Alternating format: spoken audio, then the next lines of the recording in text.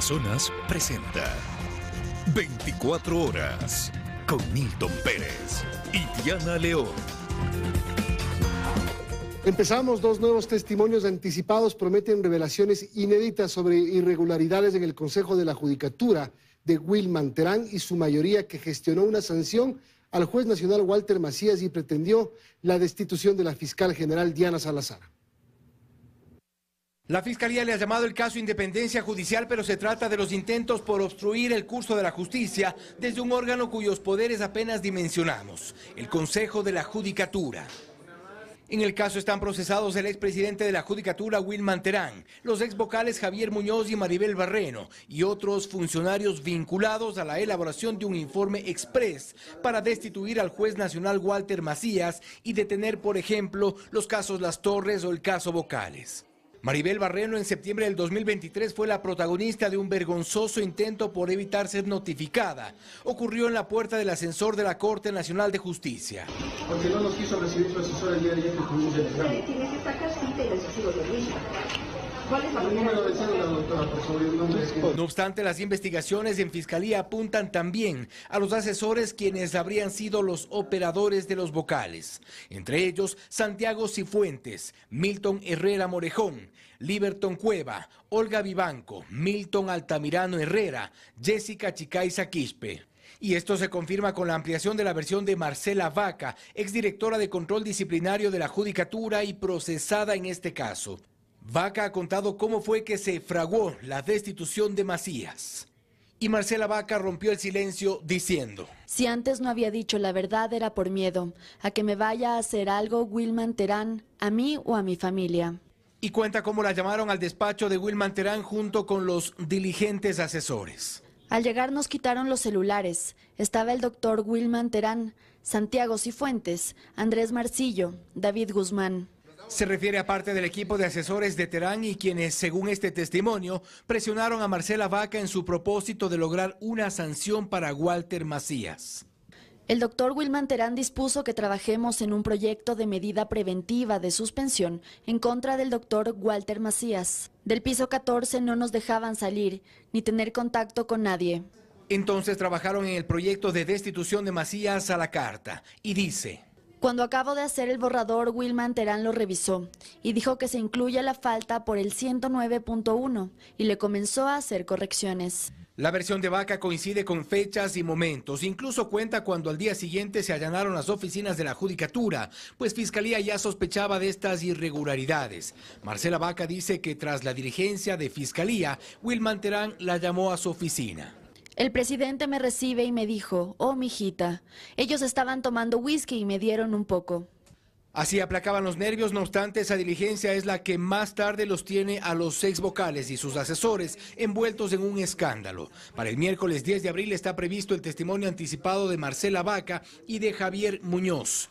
Se presume que ni Terán, ni Muñoz, ni Barreno y sus asesores actuaron solos. El testimonio de Javier Muñoz podría ser tan revelador como el de Marcela Vaca. Y al menos 150 policías se desplegaron en el sector de la Valerio Estacio, en el noroeste de Guayaquil, en un amplio operativo donde varios sujetos categorizados como terroristas fueron detenidos. Además, se encontró un campo de entrenamiento para sicarios. Son más de 150 agentes de la Policía Nacional los que intervinieron la mañana de este jueves en el sector de la Valerio Estacio, en el noroeste de Guayaquil. En el primer punto de intervención, los uniformados allanaron cerca de 50 casas, encontrando en una de ellas a este sujeto, en poder de una escopeta, explosivos de bajo impacto, armas blancas, vestimentas policiales y un circuito de cámaras de seguridad. Junto a él, otro individuo que habitaba en el mismo inmueble, ambos vinculados a la estructura terrorista Los Tiguerones. Este operativo obedece justamente a las últimas muertes violentas que se han generado en este sector. Para ingresar, tuvimos que pasar primero en carro por calles angostas llenas de baches y fango. Luego, tras pasar a pie por un cerramiento de cañas que ocultaban un complejo de casas aparentemente abandonadas, pero según la Policía Nacional sirven para mantener secuestradas a personas. Les sorprendimos por la hora en la que ingresamos y la denuncia ciudadana, que es la que nos ayuda a nosotros para generar este tipo de operativos. En este mismo lugar, un tercer hombre fue detenido. En su poder se encontró paquetes de droga y un papel que hacía referencia a la estructura delictiva Las Águilas. Y a 5 minutos de este punto, en el sector de las cumbres de la Valerio Estacio, al menos 30 casas fueron allanadas, todas inhabitadas, pero en su interior se encontró huesos humanos, un león, tributo a alias Fito, al igual que murales. En conocimiento también de la alcaldía, porque si esto no está establecido como predio, vamos a proceder de forma legal a derrocar todas estas viviendas que siguen siendo utilizadas para estas economías criminales. Y es justamente en este terreno donde las estructuras criminales preparan a niños y jóvenes para ser sicarios, como lo muestra este video.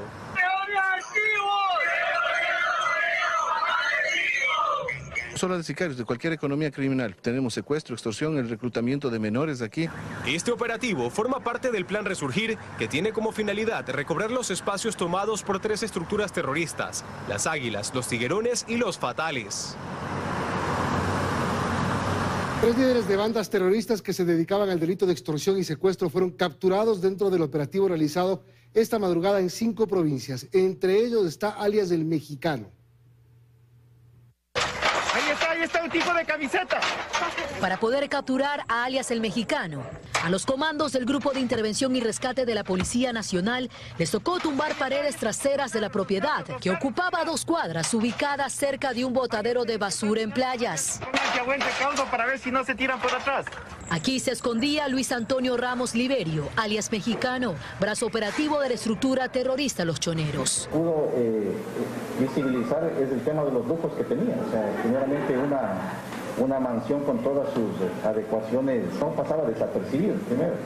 El capturado la madrugada de este jueves contaba con 2 boletas vigentes en Daule y Guayaquil por tráfico de drogas y extorsión. Y además de eso también tenía una identidad que le permitía pasar desapercibido en los diferentes controles policiales.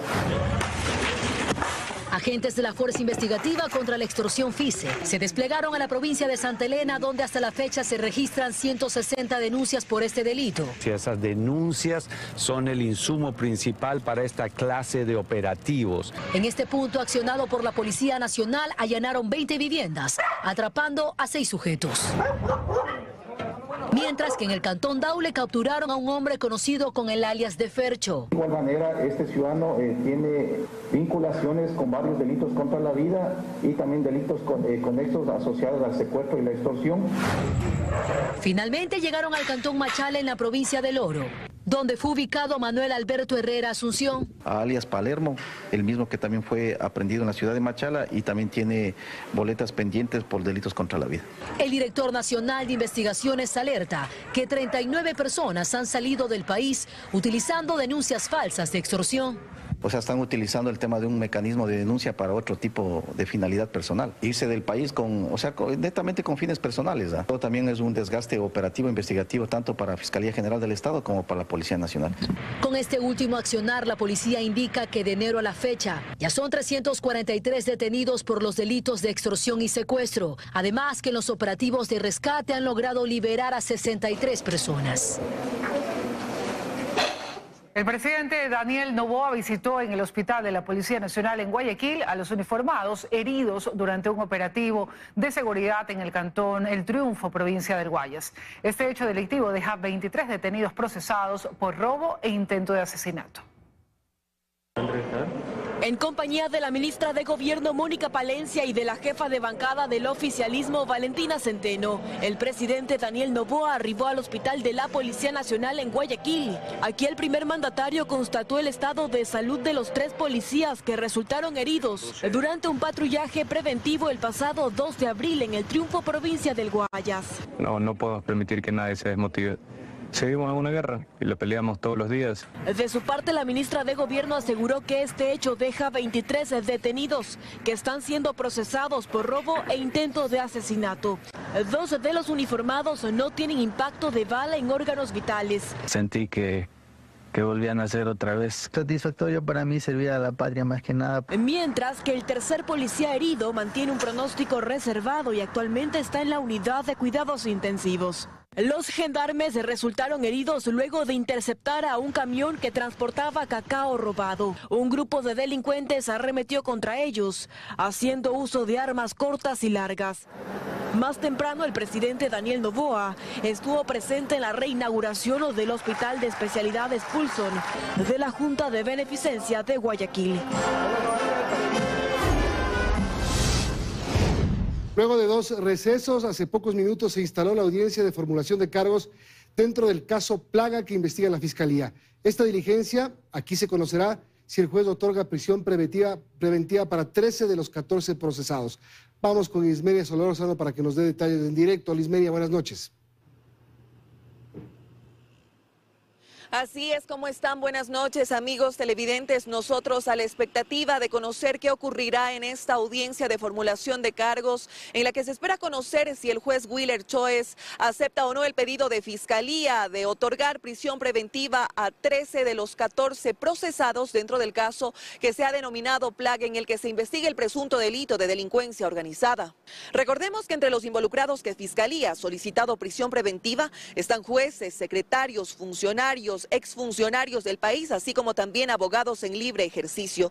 Cabe mencionar que entre las procesadas se encuentra María José L., funcionaria judicial del Cantón Pasaje. Únicamente para ella, la Fiscalía General del Estado ha solicitado la prohibición de salida del país, así como presentaciones periódicas debido a que se encuentra en estado de gestación. Previo a la audiencia, la defensa de la procesada indicó que se encuentra internada en el hospital del IES de Machala, esto en El Oro, debido a que tiene un embarazo de riesgo.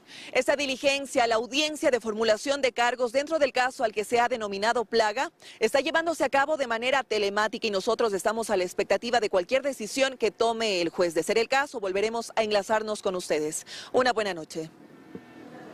Buenas noches, Ismenia, gracias por la información. Y el consejero Andrés Fantoni tomó posesión del despacho de la presidencia del Consejo de Participación Ciudadana tras la remoción de Nicole Bonifaz. Fantoni denuncia además un bloqueo por parte del equipo de la expresidenta para acceder a la información. En medio del cambio de una oficina a otra, encontramos a los funcionarios del despacho del consejero Andrés Fantoni, el que fue posesionado presidente del Consejo de Participación Ciudadana tras la remoción de Nicole Bonifaz del cargo. Entre aplausos, Fantoni asumió este jueves el despacho de la presidencia. Ingresó a la oficina que solo unas horas antes fue desocupada por los funcionarios de Bonifaz, proceso que no fue sencillo, explica. Cuando llegamos el día de hoy, el despacho seguía ocupado, nos solicitaron un tiempo prudencial para poder desocuparlo totalmente y lo estamos recibiendo en este momento. Vamos a verificar cada una de las cosas y también pedir la data y la información de cada una de las áreas para ver en qué estado administrativo.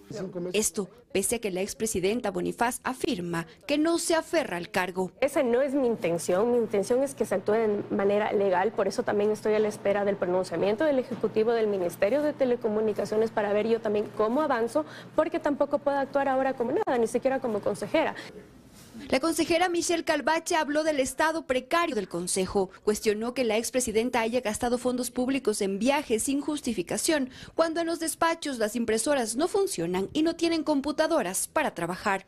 Lo único que se ha encargado de hacer la consejera Bonifaz cuando fue presidenta es simplemente reconformar equipos técnicos, pero de avanzar con los concursos no se ha hecho. Destrabar los concursos que tenemos trabados desde la época de Gina Aguilar tampoco se ha hecho. Usted se ha ausentado 29 veces, 29 viajes en 5 meses.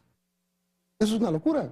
Es una locura, sí, pero no es que me he ausentado y no es que he dejado en acefalía el Consejo. ¿Pero por qué se va tantas veces en 5 meses de viaje? Bueno, yo tengo mis respaldos porque yo me fui a eventos. Según la consejera Nicole Bonifaz, tras su remoción del cargo no tenía acceso al Kipux o correo institucional. Sin embargo, el Ministerio de Telecomunicaciones, mediante este documento, aclaró que su usuario está en funcionamiento.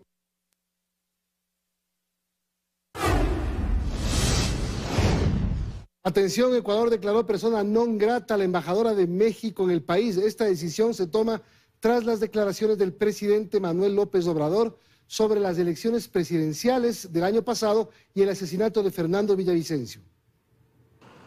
Las relaciones entre Ecuador y México se tensan. Este jueves el gobierno declaró persona non grata a la embajadora mexicana Raquel Serur tras las declaraciones del presidente Manuel López Obrador sobre las elecciones anticipadas de 2023. En su enlace diario, AMLO se refirió al asesinato del candidato Fernando Villavicencio en medio de la campaña e insinuó que aquello influyó en la votación de la candidata del correísmo, Luisa González. Iba la candidata de las fuerzas progresistas como 10 puntos arriba.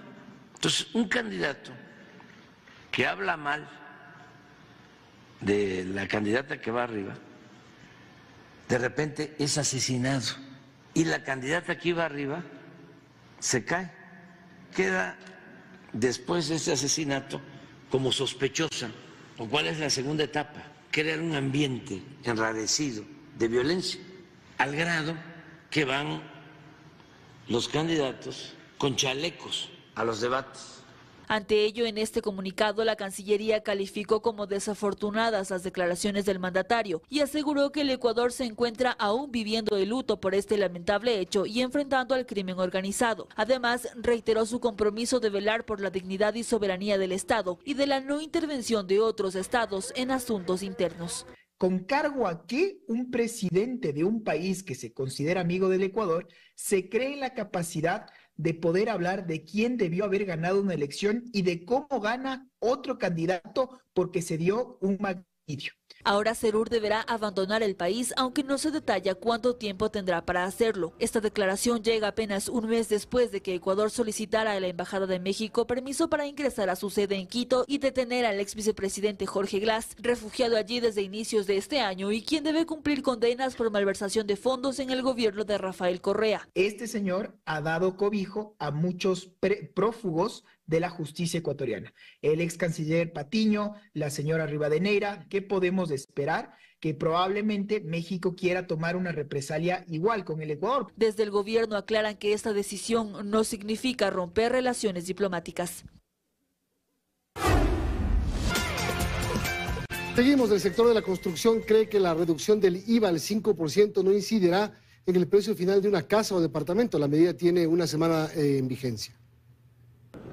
La reducción del IVA al 5% vigente desde esta semana para el sector de la construcción no hace que el costo final de las viviendas baje, explica el vicepresidente de Constructores Positivos, Joan Proaño. Esta es una medida que va a dinamizar la economía y que va a dar mayores fuentes de empleo, pero un poco más en el sector informal.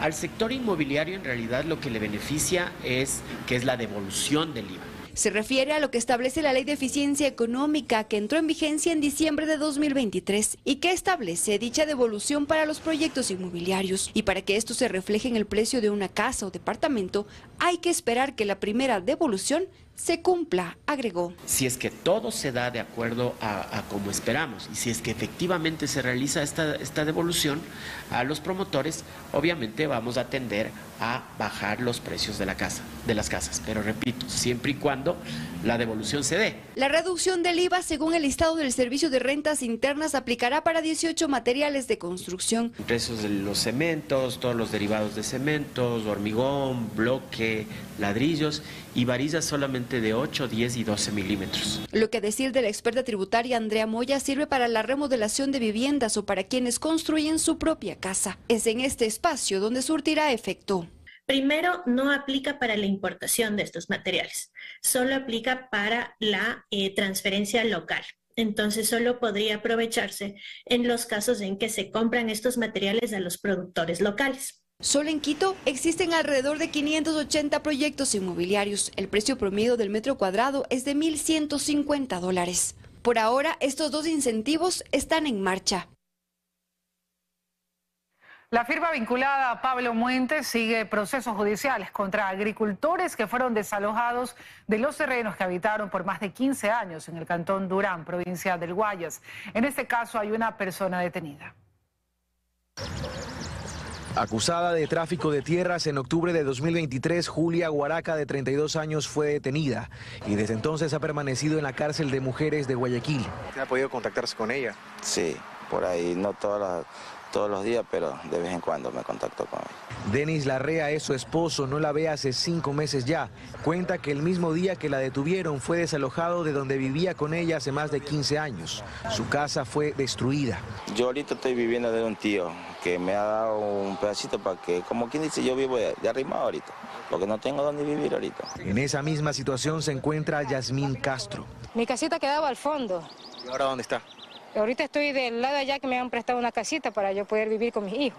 Ambos pertenecen a la Asociación Patria Nueva, organización conformada por 25 familias que habitaban 200 hectáreas de terreno, correspondientes a una fracción de la otrora Hacienda Las Mercedes, incautada a los hermanos Isaías y entregada hace 16 años a organizaciones campesinas que ocupaban y trabajaban esas tierras. Pero en 2022, cuentan, La propia directiva de la asociación les lanzó una carnada, cheques que debían aceptar.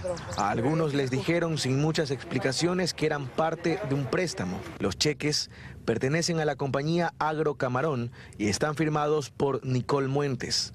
Rosa Ruiz también es parte de esta asociación. Nosotros ahí escuchamos el apellido la primera vez cuando nos dicen, no, ella es hija de un ex asambleísta y ese señor es alguien duro y poderoso. O sea, nunca pudimos contra esa gente. En 2023 esta firma reclamó la propiedad sobre esas hectáreas presentando documentos del Ministerio de Agricultura y órdenes judiciales. La asociación fue desalojada, pero no solo se quedaron sin tener dónde vivir, más de una docena afronta procesos judiciales. Tienen boletas de detención vigentes. El padre de Rosa es uno de ellos. No, mi papi no puede trabajar, mi papi no puede hacer nada porque no puede exponerse en la calle. Lo ve un policía o algo, se lo puede llevar preso. Tras la detención del ex asambleísta Pablo Muentes, la Asociación de Campesinos volvió a los terrenos que antes ocupaba. Sus integrantes se han organizado en turnos para cuidar la puerta de acceso y aquí pasan día y noche esperando recuperar sus vidas. Lo hacen tras conocer el testimonio de Mayra Salazar, que entre otras cosas reveló una red liderada por Muentes con funcionarios del Ministerio de Agricultura y operadores de justicia para hacerse con la propiedad de estas y otras tierras. El Tribunal de Justicia acogió el pedido de la Fiscalía General del Estado y negó el recurso de apelación presentado por Francisco Sebastián Barreiro Abad, hijo de la vicepresidenta Verónica Abad. Barreiro está procesado por presunta oferta de tráfico de influencia, siendo el único implicado hasta el momento en el llamado caso Nene. Con este fallo se ratificó la medida cautelar de prisión preventiva en su contra y seguirá en la cárcel La Roca de Guayaquil. Más noticias. 610 paquetes electorales están en camino a las juntas receptoras del voto en el exterior para la consulta popular del 21 de abril. Además, este sábado empezará el simulacro para este proceso. A 17 días de que los ecuatorianos volvamos a las urnas para la consulta popular, todo avanza con normalidad. 610 paquetes electorales viajan desde el 1 de abril hacia las juntas del exterior para la votación, que esta vez será de forma presencial y ya no telemática por los inconvenientes presentados en las últimas elecciones. En total son 101 zonas electorales distribuidas en 40 países. Tenemos 429.165 electores habilitados para sufragar en las 3 circunscripciones en el exterior. Europa, Oceanía y Asia, con 261.000 electores, Canadá y Estados Unidos con 136.000 electores, Latinoamérica, el Caribe y África con 30.000 electores. Para la votación en el exterior estarán habilitados 65 consulados. Además, 95 kits técnicos ya están listos para el simulacro que será este 6 de abril. Los kits comprenden el equipamiento tanto de escáneres y computadoras que van a requerir en los consulados para la digitalización de las actas de escrutinio. El único país en el que los ecuatorianos no podrán votar será en Nicaragua debido a su situación política, al igual que quienes migraron antes del 20 de enero al exterior y no cambiaron su lugar de domicilio. En cuanto a la entrega de recursos para este proceso electoral, el CNE anunció que continúan sacándolos de sus propios presupuestos para evitar retrasarlo. La última rubro que tomamos, digamos, que tenemos son de $6 millones que nos sirvió para contratar al personal. En medio de un conversatorio con los medios de comunicación, las autoridades detallaron que fortalecen su sistema de alertas para detectar un financiamiento irregular de las campañas y que recibirán apoyo de delegaciones de México, Colombia y Perú para que estén a punto en 2025. El Ministerio de Salud tiene hasta este domingo 7 de abril para emitir el reglamento que regula la eutanasia. La Corte Constitucional, que despenalizó esta figura el pasado 7 de febrero, le dio un plazo de 60 días a esta cartera para que presente este documento. Él es Julio Bernal, lleva 10 años postrado en una cama, padece encefalopatía anóxica, lo cual le provocó una discapacidad física y mental del 98%. El pasado 20 de marzo estaba previsto que Julio acceda a la eutanasia, figura que fue despenalizada por la Corte Constitucional el 7 de febrero, pero eso no ocurrió. Y el último médico pues que ya habíamos concretado, pero a último momento nos dijo que no iba a poder proceder. Esto porque el galeno explicó a la familia aún no se ha emitido el reglamento que regule el procedimiento de la eutanasia. Los altos magistrados de la Corte Constitucional en su sentencia dieron un plazo de 2 meses al Ministerio de Salud para que emita este documento. El tiempo vence ya este domingo 7 de abril. Solicitamos una entrevista a esa cartera de Estado para conocer si el documento está listo, pero no obtuvimos respuesta. No obstante, Esteban Ortiz, uno de los médicos convocados por el Ministerio de Salud para aportar con criterios en la construcción de este documento, explica que en el borrador que revisó hacían falta algunos temas que espera hayan sido tomados en consideración por parte de las autoridades. No vi el protocolo, hablemos farmacológico, para entablar una eutanasia activa. Creo yo que si bien el reglamento es más un documento legal regulatorio, a la par el Ministerio de Salud debería sacar una guía de manejo, es decir, qué tipo de medicamentos, qué tipo de fármacos. Otro punto en el que cree hay un vacío es en cuanto a la eutanasia voluntaria, es decir, cuando el paciente no puede decidir por sí mismo si aplica el procedimiento por su condición médica. En el reglamento que yo pude revisar hablaban sobre el representante legal. Los padres somos representantes legales de nuestros hijos, eso está clarísimo, pero ¿qué pasa cuando hay 4 o 5 hermanos y tal vez uno se opone y los 4 quieren? ¿Quién es el representante legal? El Ministerio de Salud deberá cumplir con el plazo previsto, pues ese reglamento servirá como marco legal hasta que la Asamblea Nacional apruebe una ley que regule este tema. Ese proyecto de ley deberá ser elaborado por la Defensoría del Pueblo, que tiene 6 meses para presentarlo. Tras el anuncio de repatriación de los primeros 13 presos colombianos, se reconoce un hacinamiento en las cárceles del vecino país.